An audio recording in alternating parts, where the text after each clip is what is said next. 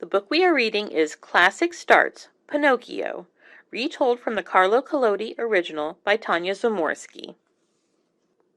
Chapter 9 and 10. Pinocchio Mourns the Fairy.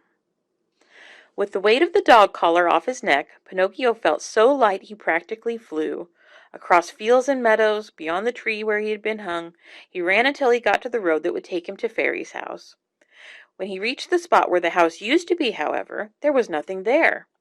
In fact, there was only a marble slab on which was carved, "Here lies the lovely fairy who died of grief when abandoned by Pinocchio."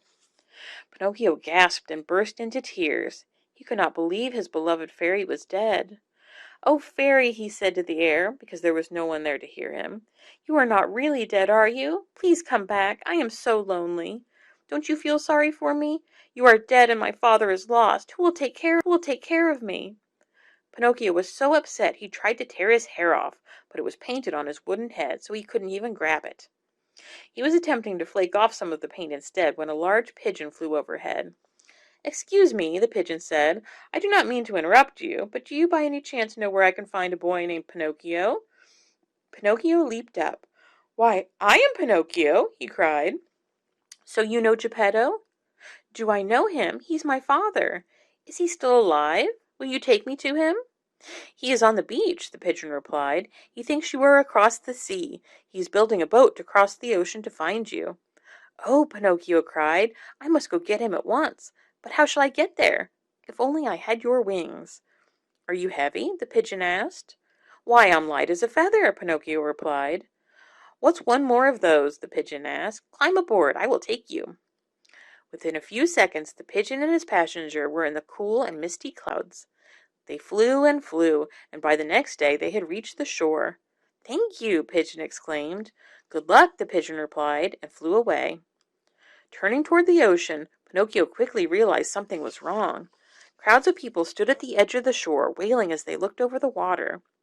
Running over to join them, Pinocchio asked an old woman what was happening. "A poor old father lost his only son some time ago, and just today he finished the tiny boat he was building to go and find him. We were all very excited for him when he set out to sea a few minutes ago, but the water is very rough, and we are now afraid he will drown." Pinocchio squinted and looked out to sea. Finally he spotted the tiny boat, which was by then so far out on the horizon it was only a speck. "Father!" he cried, waving energetically, but of course Geppetto was too far away to hear or see him. Rushing to a high rock, Pinocchio even tried to wave his nose like a long, skinny flag to signal and guide Geppetto to shore. Suddenly, however, Geppetto did seem to see Pinocchio. The old man stood up and waved. "I am coming back in," he seemed to be saying with his hand gestures. And he might have done just that, but not a huge wave suddenly came and overtook the boat. The sea seemed to swallow Geppetto in one gulp. "Poor man," the crowd sighed. A few people muttered prayers. Then, thinking the excitement over, most of them turned to go home. But just then a desperate cry was heard. The people turned around and watched as little puppet Pinocchio dove bravely into the ocean. "I'll save you, father," he uttered the first time he came up for air. "Poor puppet," the crowd sighed again. A few people muttered some more prayers. Then, thinking the excitement really over this time, most of them turned again to go home. Chapter 10. The Island of the Busy Bees. The crowd needn't have worried. Made of wood as he was, Pinocchio floated along quite nicely. He could not, however, find his quite unwooden father.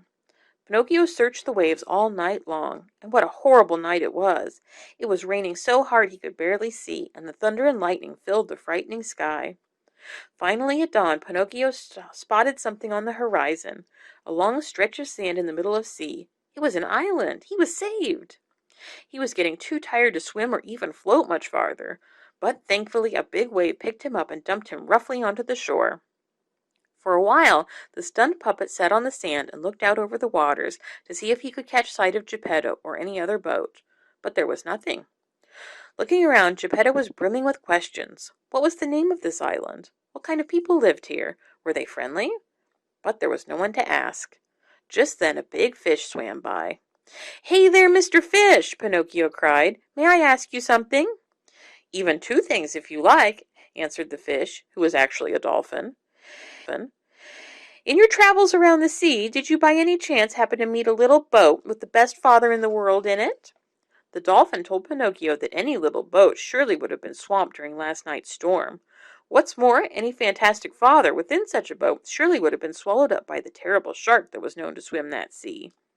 The terrible shark? Pinocchio gasped. The dolphin nodded. This shark, the dolphin explained, was bigger than a 5-story building and had a mouth and stomach so big he could swallow an entire train. Then, wishing Pinocchio luck, the dolphin turned and swam away. Before Pinocchio could do anything else, he had to find some food.